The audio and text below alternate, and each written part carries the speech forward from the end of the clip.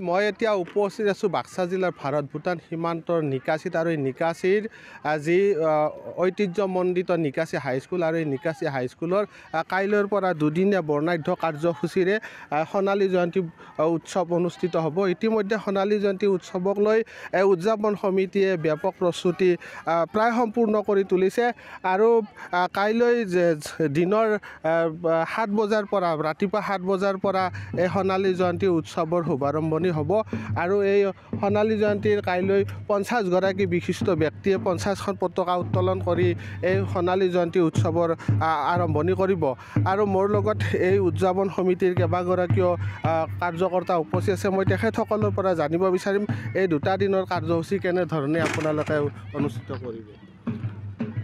ধন্যবাদ থাকিল নিউজ 18 অসম চেনেললৈ। এতিয়া আমি নিকাচী হাইস্কুল গোল্ডেন জুবলি যিটো বৰ্ষ দুদিনীয়া কাৰ্যসূচী সেইটো লৈ পেলাই কৰিবলৈ গৈ আছোঁ।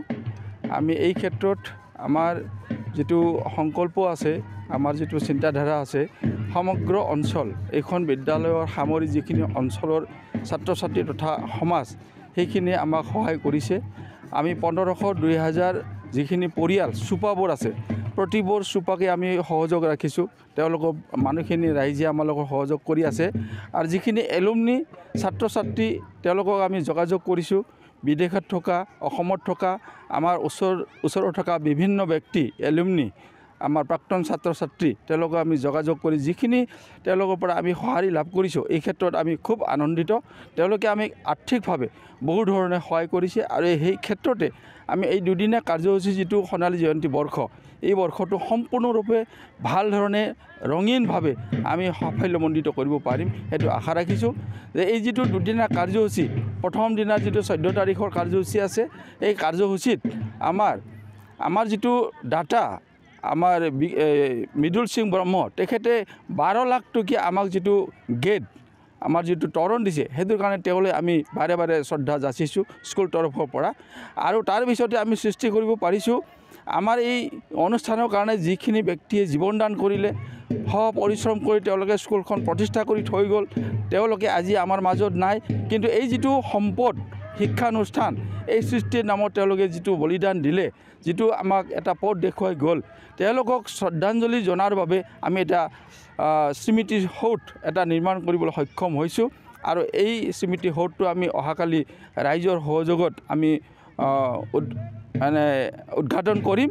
তাৰপিছতে বিভিন্ন অনুষ্ঠানবিলাক আছে, যেনে প্ৰেক্ষাগৃহ মুকলি উদ্বোধন, মঞ্চ উদ্বোধন, খাদ্য গ্ৰহণ থলী উদ্বোধন, এনেধৰণৰ বহুখিনি কাৰ্যসূচী ৰাখি অহাকালিলৈ আৰু প্ৰধানতঃ 2টা কাৰ্যসূচী আছে 14 তাৰিখত।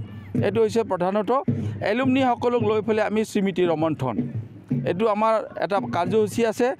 আৰু তাৰ লগে লগে আমাৰ যিখিনি এই ৰাইজত জীয়াই থকা ব্যক্তিসকল আছে সেই ব্যক্তিসকলক আমি সম্বৰ্ধনা জনাম। এই সম্বৰ্ধনা জনোৱাত আমাৰ পুৰণি যিখিনি চিটিজেন, পুৰণা যিখিনি আমাৰ ফাউণ্ডাৰ মেম্বাৰ আছে তেওঁলোকক আমি আমন্ত্ৰণ কৰিছোঁ, তেওঁলোক আহিব। তেওঁলোকক মঞ্চত আনি তেওঁলোকক আমি সম্ভাষণ জনাম। আৰু লগতে আমাৰ এটা কাৰ্যসূচী আছে কেৰিয়াৰ কাউন্সেলিং। আমাৰ প্ৰজন্মই যিটো গাইড মানে শিক্ষা ক্ষেত্ৰত কোনটো ছাবজেক্ট লৈ পেলাই কি ধৰণে তেওঁ অধ্যয়ন কৰিব, বিজ্ঞান পঢ়িব নে সমাজবিদ্যা পঢ়িব, ইঞ্জিনিয়াৰ হ'ব নে ডক্টৰ হ'ব, এইবিলাকক আমাৰ যিটো শিক্ষাবিদ মানে APSC IPS ডক্টৰ ইঞ্জিনিয়াৰ লোৱা যিখিনি আমি ব্যক্তিসকলক আমি আমন্ত্ৰণ কৰিছোঁ তেওঁলোক আহিব। আৰু কাউন্সেলিঙত আমাৰ ছাত্ৰ ছাত্ৰীসকলে তেওঁলোকৰ পৰা আমি বহুত এটা অৱদান পাম, তেওঁলোকৰ পৰা পথ এটা নিদৰ্শন হ'ব, এই কথা আমি চিন্তা চৰ্চা কৰিছোঁ। অহাকালিলৈ ৰাতি কালচাৰ প্ৰগ্ৰাম থাকিব, ছাত্ৰ ছাত্ৰীসকলে কম্পিটিশ্যন কৰিব। তাৰপিছত 15 তাৰিখত আমাৰ প্ৰধানতঃ 2টা কাৰ্যসূচী আছে। সেইটো হৈছে আমি ৰাতিপুৱা 7 বজাত আমি কালচাৰেল ৰেলী কৰিম আৰু সেই কালচাৰেল ৰেলীটোত আমাৰ সমগ্ৰ অঞ্চলৰ বিভিন্ন জাতিগোষ্ঠীৰ যিটো ছবি, আমাৰ যিটো সংস্কৃতি, সেই সংস্কৃতিত বিভিন্ন মানুহে যোগদান কৰিব। আদিবাসী আছে, মুছলিম ভাইসকল আছে, নেপালীসকল আছে, বড়োসকল আছে, অসমীয়া বিহু আছে, ঝুমুৰ আছে, আদিবাসী, এনেধৰণৰ সমগ্ৰ যিখিনি জাতিগোষ্ঠীৰ মানুহখিনিয়ে সেই যিটো কালচাৰেল প্ৰগ্ৰাম ৰেলী সাংস্কৃতিক শোভাযাত্ৰা সেই শোভাযাত্ৰাত তেওঁলোকে অংশগ্ৰহণ কৰিব। তাৰপিছতে আহিল আমাৰ মুকলি সভাত আমি আশা কৰিছোঁ আমি প্ৰত্যেক অসম চৰকাৰৰ পৰা যিখিনি আমি ব্যক্তি আশা ৰাখিছোঁ তাৰ ভিতৰত মূলতঃ প্ৰধান হৈছে আমাৰ স্পেচিয়েল অতিথি মানে আমাৰ স্কুললৈ আমি তেওঁলোকক আমন্ত্ৰণ কৰিছোঁ। এক নম্বৰতে থাকিল আমাৰ অসম এছেম্বলিৰ অধ্যক্ষ মাননীয় শ্ৰীযুত বিশ্বজিৎ দৈমাৰী ছাৰ আহিব, আমি আশা কৰিছোঁ, তেওঁ আমাক কথা দিছে। তাৰ পিছতে আমি লগ কৰিছোঁ অসমৰ শিক্ষামন্ত্ৰী ডক্টৰ ৰণেশ পেগু ছাৰ, তেখেতক আমি আমন্ত্ৰণ কৰিছোঁ, তেওঁ আহিম বুলি কৈছে। BDCৰ CEM প্ৰমোদ বড়ো তেখেতো আমাৰ মাজত আহিব বুলি আমাক কথা দিছে। এনেধৰণে আৰু IPS বৰ্তমান ৰিটায়াৰ্ড IGP বৰ্তমান APSC সদস্য তেওঁ দেৱৰাজ উপাধ্যায় ছাৰ, তেওঁ আমাৰ মুকলি সভাত আহিবলৈ কথা দিছে। এনেধৰণৰ বিভিন্ন অসম চৰকাৰৰ BDC চৰকাৰৰ যিখিনি মুখ্য ব্যক্তিসকল আমাৰ এই যিটো মুকলি সভা ইয়াত যোগদান কৰিব, এইখিনি আমি আশা ৰাখিছোঁ। আৰু এনেধৰণৰে আমি আমাৰ যিটো দুদিনীয়া কাৰ্যসূচী এই কাৰ্যসূচী সাফল্যমণ্ডিত হ'ব বুলি আমি আশা ৰাখিছোঁ। ধন্যবাদ।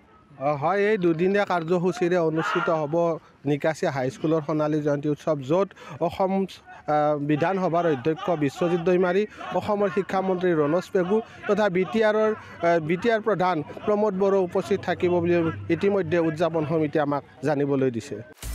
আপুনি বিচৰা বাতৰি পাব কেৱল নিউজ 18 এপত। নিউজ 18 এপ ডাউনলোড কৰিবলৈ স্কেন কৰক এই QR কোড। গুগল প্লে ষ্টৰতো পাব এই নিউজ 18 এপ।